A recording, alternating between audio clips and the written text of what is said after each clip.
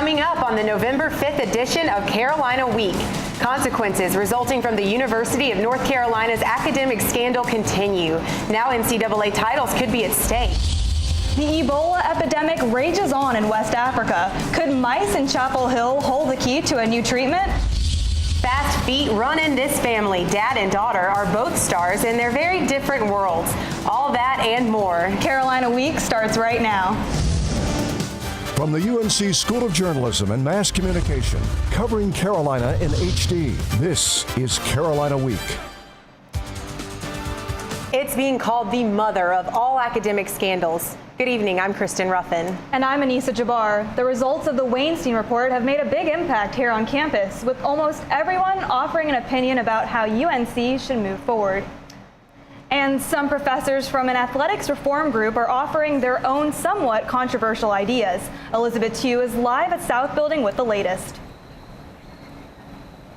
I had the opportunity to speak with Jay Smith, a member of the athletic reform group. The history professor has been an outspoken critic of the university and its administration, especially when it comes to athletics, academics, and Mary Willingham. Vacating voluntarily all championships won with players that were kept eligible through the vehicle of paper classes. And apologized to Mary Willingham, a former UNC advisor who helped expose the academic fraud earlier this year. Smith and other professors say the university should admit athletes using the same criteria it uses for all other students. We cannot have a class of second-class students at Carolina who are held to inferior standards, whose degrees should have an asterisk beside them saying, only an athlete. The Faculty Athletics Committee sponsored an open forum Wednesday morning for faculty to offer thoughts about how UNC should proceed. The general consensus was that more discussion is needed. And these students who really had nothing to do with this are greatly affected by these issues. Smith says the university needs to make things right for Willingham. We are truth-seeking institutions. She wanted to tell the truth and no one would listen to her. And when she finally went public with her most explosive allegations, she was denounced by the leaders of the institution. That's not the way a truth-seeking institution ought to behave. The Faculty Athletics Council will hold another public forum next Tuesday from 12:30 to 2 at the Sonia Haynes Stone Center Hitchcock Room as part of its ongoing dialogue with UNC faculty and staff about the university's plan moving forward. Anissa? And we're all waiting to see what the NCAA will do as a result of the findings of 18 years worth of bogus classes. Elizabeth Tew, live at South Building. Thanks. Former State Senator Ellie Kinnaird went on air to apologize to whistleblower Mary Willingham. Here's an excerpt from that apology. So Mary, from me, if no one else, thank you for uncovering this miserable chapter in our fine university's history. And I apologize on behalf of all who should do so for the harassment you have received over your valuable contribution to our university. And now Mary Willingham joins us live in our satellite studio. Mary, thanks for joining us. Thanks for having me. Do you feel vindicated? Yeah, vindicated is the favorite word lately. I don't know. I'm happy and I'm grateful that people are acknowledging the academic fraud that took place here for close to 2 decades. I still feel bad for the students who didn't get what we promised them, which was a real degree, and we owe them an apology, really more than me. Well, do you want an apology as well? Well, I mean, of course, for the last year and a half, it was difficult. It was difficult for my family. It was difficult for my colleagues. It was uncomfortable for a lot of people. Who would you like to see that apology come from? I'm sorry to interrupt, but that's okay. Yeah, I mean, I think the administration. It would be nice. It would be nice to have an apology. It would be nice to be able to have a conversation. I want to come back to work here. I miss this place. I miss all of you students, and I had a great time working here for 11 years, and it makes me sad. Thank you, Mary. That was former academic counselor Mary Willingham live in our satellite studio. What seemed to be a distant threat might become a local one. Officials in Alamance County are monitoring 5 people who just returned from West Africa, and Duke Hospital is treating 1 patient with Ebola symptoms. A patient at Duke University Hospital developed a fever Sunday after returning from Liberia. Officials haven't released the age, name, or race of the patient. He was returning from Liberia but wasn't thought to be contagious during travel. The patient tested negative for the virus on Monday, but doctors scheduled more tests for today. The hospital's chief medical officer, Dr. Lisa Pickett, says the hospital is continuing to treat him as though he has Ebola, with all isolation and security practices around him, to be sure that our staff and the community are safe and that the patient receives good care. UNC is now a leader in the fight against Ebola. The release of an improved mouse model reflects what a human would experience when infected with Ebola. I spoke to the scientist who helped with the epic breakthrough.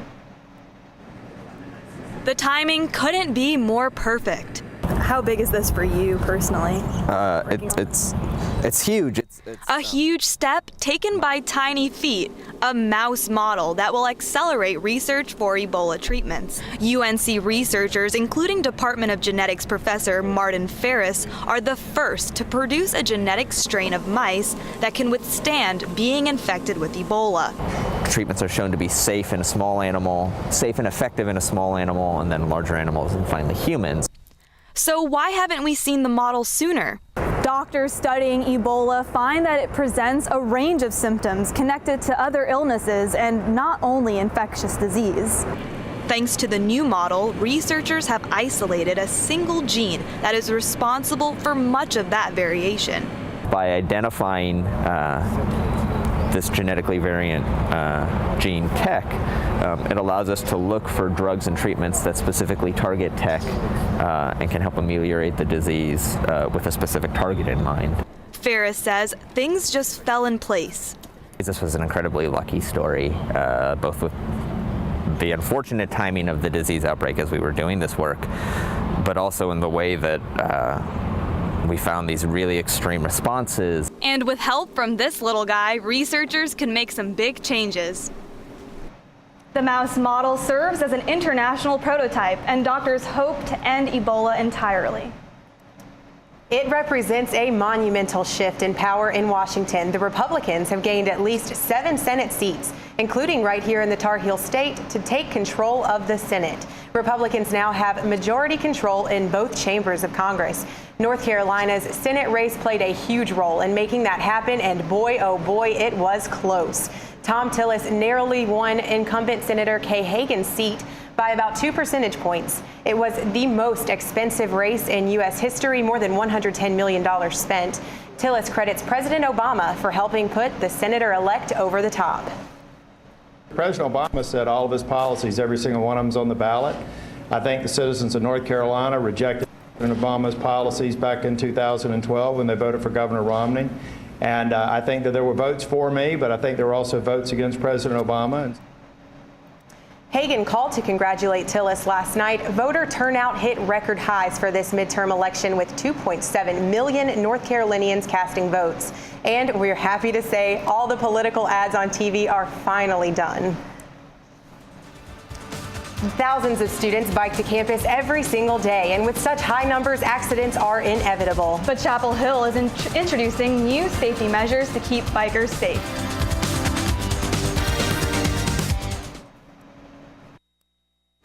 Be sure to check out Carolina Week online at carolinaweek.org. Connect with us online by liking the Carolina Week Facebook page and following us on Twitter at Carolina Week UNC.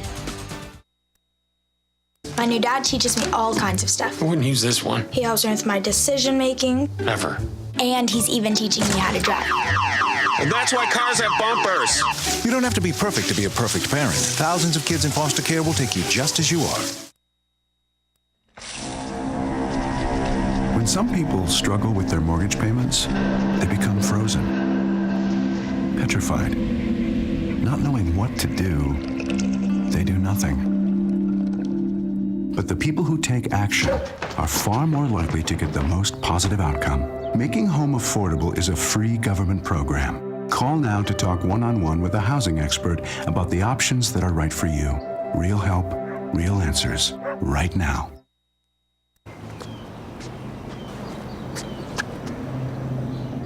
Here is my handle and here is my spout.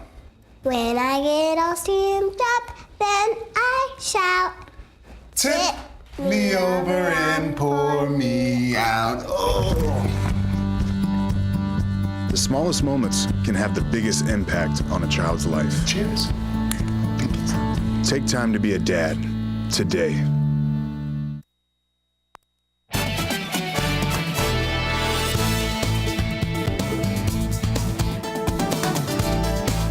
Biking is fun, but it can also be dangerous if you're not careful. With more than 3,000 registered bicycles at UNC and hundreds more unregistered, accidents do happen. The town of Chapel Hill is trying to reduce those numbers. Carol Lyle reports. Leah Riker rides her bike to school. She lives off campus, but that's no obstacle. I try to ride my bike to school when I can, since I live off campus, but not that far, and it's a good way to get exercise. But biking comes with some risk. A campaign aimed at making it safer is called Lighten Up Chapel Hill. It's a visibility campaign emphasizing the importance of remaining visible to drivers at night. We encourage all adults and children to cycle safely. Lynn Cohn is the Transportation Management Outreach Coordinator for Chapel Hill. She says all bicycles need to be visible to drivers in all weather conditions.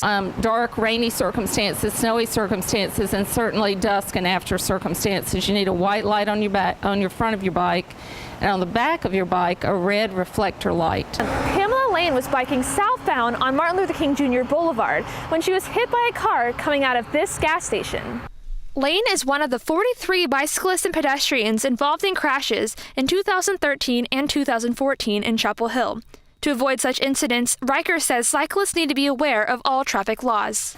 I think it's important for people to be educated about bike safety on and off the roads so that we can prevent more accidents. In North Carolina, bicyclists have the legal status of a motor vehicle, and riders are required to obey all traffic laws and signals. Town officials support biking, but they want all of us to arrive safely. In Chapel Hill, I'm Carol Lyle reporting. And now that it's getting dark so early, it's even more important to keep an eye out for drivers who might have difficulty seeing you on your bike. Seniors who just registered for their last semester of undergraduate classes celebrated today in the pit. In the midst of dance marathon recruitment and homecoming chaos Wednesday afternoon in the pit, the class of 2015 found room to enjoy Senior Pit Day. Seniors stopped by to purchase t-shirts, meet their class officers, and donate to UNC. Many chose to give $20.15 to honor the year in which they'll graduate from Carolina. What do John F. Kennedy's love triangle, bananas, and a sleazy Van Gogh all have in common? They all showed up on Franklin Street for the annual homegrown Halloween extravaganza. More than 35,000 people descended on Franklin Street Friday night. Chapel Hill police closed down the road from 9 p.m. to 1 a.m. to accommodate the throngs of people. Students, children, and community members all showed up to enjoy the scary night. According to police reports, there were 29 calls to emergency services, most of which were alcohol related. This year's event drew the largest crowd since 2010. An investment in knowledge pays the best interest. Those are the words of Benjamin Franklin, and they're described in the work of CEO for Teens, an education nonprofit in Bali, Indonesia, with ties to UNC. Reporter Brenna Sukier has the story. Yenny Ari and Yenny Yuyun stand in front of classrooms full of eager students. Just a few years ago, they were the ones sitting at the desks. Ari and Yuyun both teach at Champoan College, an English and media school in the city of Ubud. They have something else in common. They received full scholarships to attend the school thanks to an organization called CEO for Teens. Because my father and my mother didn't have money to continue my study, CEO for Teens gave me scholarship to study for 1 year in Champoan College. CEO for Teens is a nonprofit and stands for creating educational opportunities for teenagers. UNC alum Kenny Haysfield founded it in 2007 after visiting Bali and seeing how much teenagers there could benefit from higher education. Selected scholars come from families on the margins of poverty and are often the first in their families to receive an education. The program has awarded almost 80 scholarships, and many of those students go on to find jobs teaching English at local schools. For Ari, the decision was easy. Champuan College is my home, so I want to give back to Champuan College. Yuyun says the greatest reward comes from her students. When I teach, it means I learn something, not just they learn, but me also. Ari can't help but look back on how far she's come. I cannot imagine how will be my life if I don't get this scholarship. Yuyun says she still can't believe it. It's like a dream for me. I'm really proud of myself. And it's safe to say that CEO for Teens is proud of Ari and Yuyun too. In Bali, Indonesia, I'm Brenna Sukya reporting. What a great opportunity for those students. UNC events like the Eve Carson Memorial 5K, which took place last week and brought in more than $100,000, fund the CEO for Teens scholarships. So here's the question. Is it fall in Chapel Hill? Or is it spring? Drew Day is next with the weather.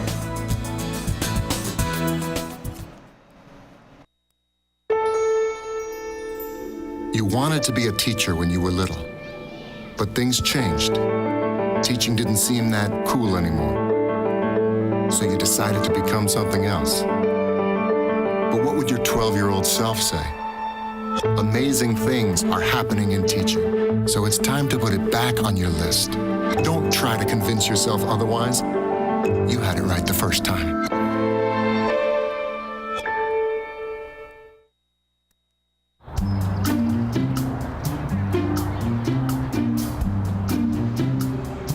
Don't worry, 74 people were picked before me in the NFL draft. To fight childhood obesity, United Way and the NFL are helping kids play at least 60 minutes a day. Okay, time for the team obstacle course. Yay! What this place needs is more healthy kids. To get involved or donate, go to unitedway.org/play60. Now I get it.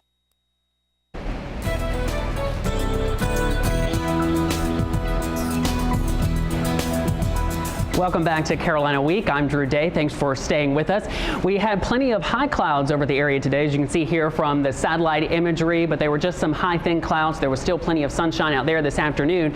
We have a cold front lining up just to the west in our mountains this evening, and it has stalled out and slowed down just a little bit in the last few hours, but it will be pushing across the state throughout the day tomorrow and bringing us the chance of rain. Now, right now, we have an area of high pressure sitting offshore, and with the clockwise flow around that area of high pressure, that has allowed us to see a southerly wind this afternoon. That's what allowed temperatures to make it into the upper 60s across the state today. And we expect one more day of warmth with low 70s for highs tomorrow afternoon. But then behind this front, we have winds coming in from the northwest. And so that will be bringing air down from Canada into our state, which means that we'll be seeing highs in the 50s.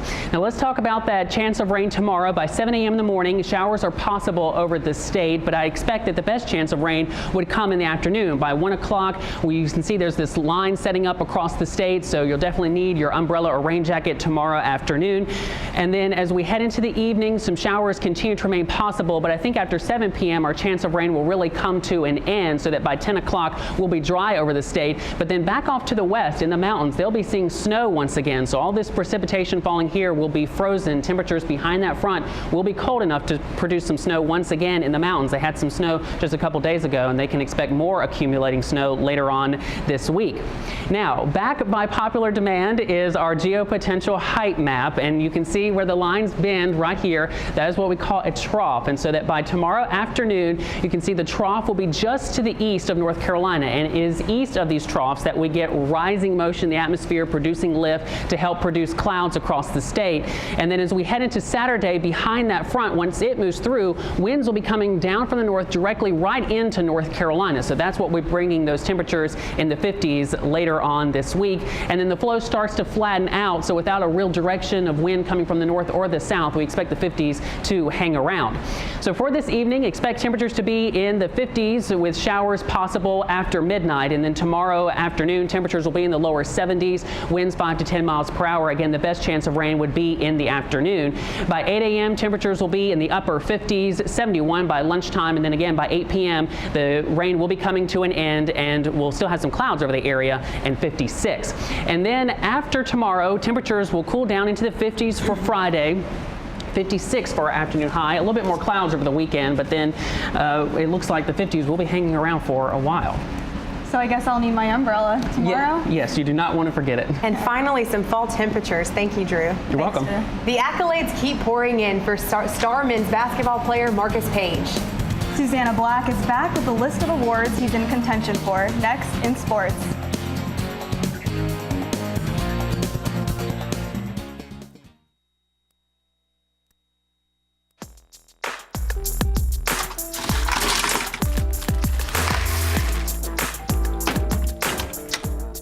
Thank you.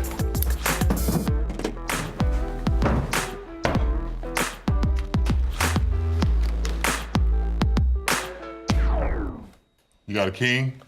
Go fish! The smallest moments can have the biggest impact on a child's life. Take time to be a dad today. Today, 1 out of every 4 American kids is Hispanic.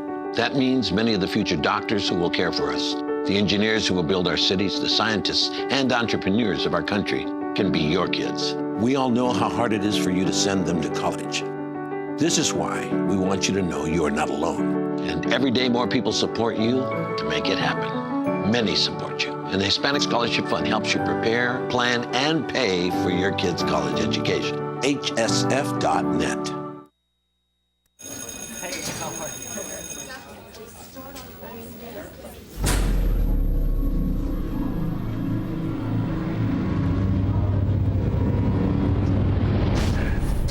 You guys going to my party on Friday? Yeah, dude, it's gonna be crazy. All right. What's up, dude? I'm loving your jacket. Don't be such a fag. If you don't mean it, why say it? Words hurt. Think before you speak.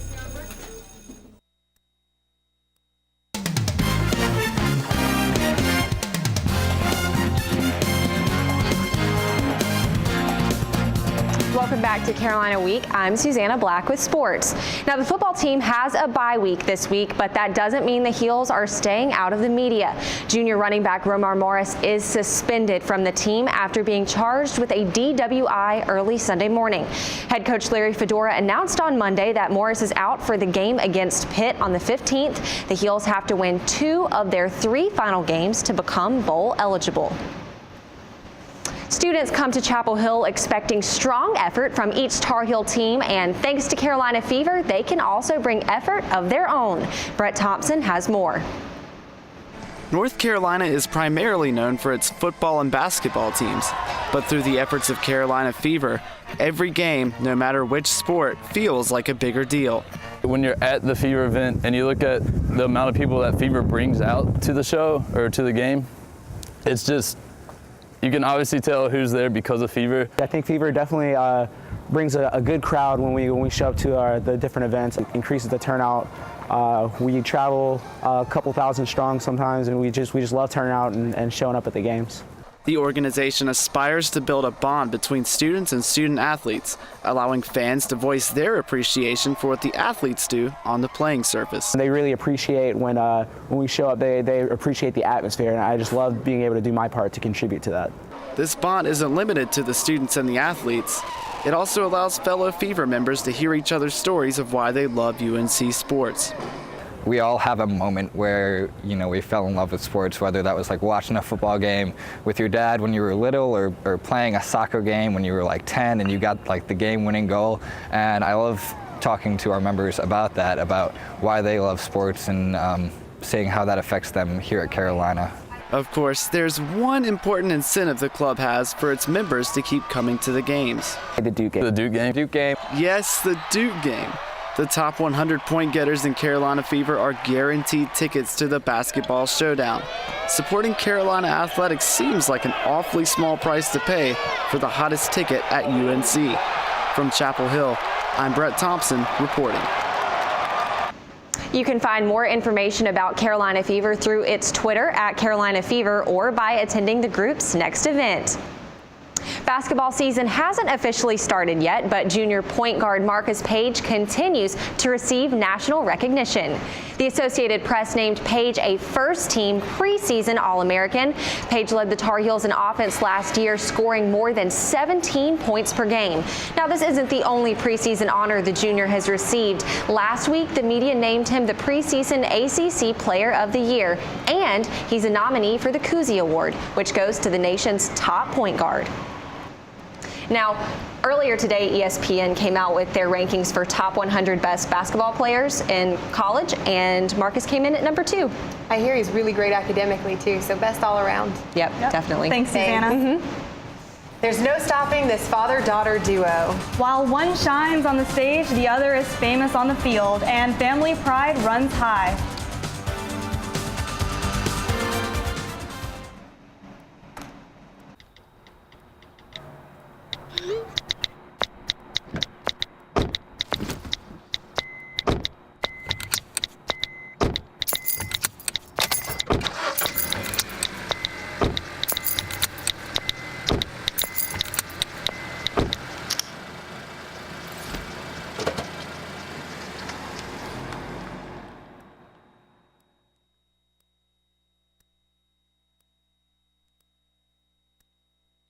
You make me wear my bike helmet. Taught me never to run with scissors. So why do you keep a loaded gun in your drawer? How safe is that? You asked them to follow some safety rules. Now they're asking you. Never let your gun get into the wrong hands. Always. Lock it up. Staring contest. You still got it. I know. Come alive with the forest. Visit discovertheforest.org to find a forest near you. Life's taught me a lot, and I'm ready for more. Well, you're not the typical kind of candidate that I hire. But you are exactly what I'm looking for. Your company could be missing out on the candidates it needs most. Learn how to find a great pool of untapped talent at gradsoflife.org. People think I'm trash, but they're wrong. Today, I'm just an aluminum can, but one day, I could be a stadium.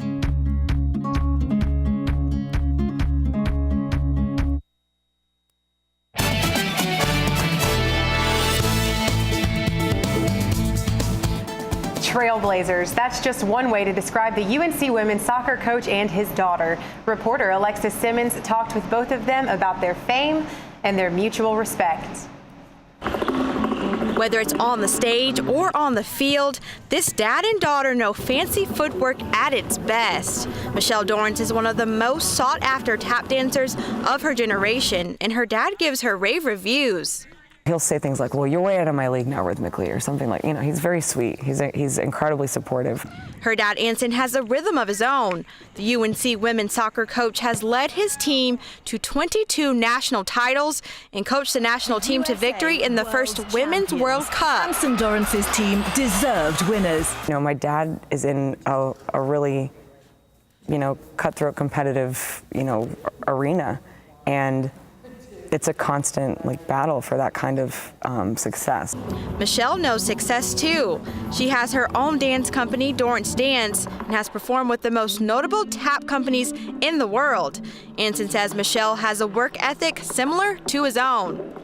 We used to talk about the indefatigable human spirit. And it means you never give up and you never get tired. And you'd be like, and why do you have it? And I'd say, because I'm a Dorrance. Michelle ended up with this quality. I mean, she is just a gritty, hardworking kid that took this opportunity she had with a great local tap teacher in Gene Medler. Medler is the founder of the North Carolina Youth Tap Ensemble in Chapel Hill, where Michelle grew up performing. It always was a work of passion. I don't really think either one of them would think of it as work. The old expression, if you love what you're doing, you never work a day in your life. These two are just proud Dorrances who support each other in the stands and at performances. She's just a great kid. I feel incredibly grateful to be his daughter. And something else Michelle thinks would be incredible. That I want my dad to start tap dancing, for sure. She gives me too much credit. I absolutely can't dance, and I never will. Though these two are masters in their separate arenas, each is little known in the other's world. and they're just fine with that. In Chapel Hill, I'm Alexis Simmons reporting. So it sounds like she got the fancy footwork from her dad and then just decided to use it differently. Yeah, that'd be funny if he taught her a couple of his tricks and she did the same. I wonder which one is harder. Well, that does it for this edition of Carolina Week. Thanks for joining, everyone. Have a good night.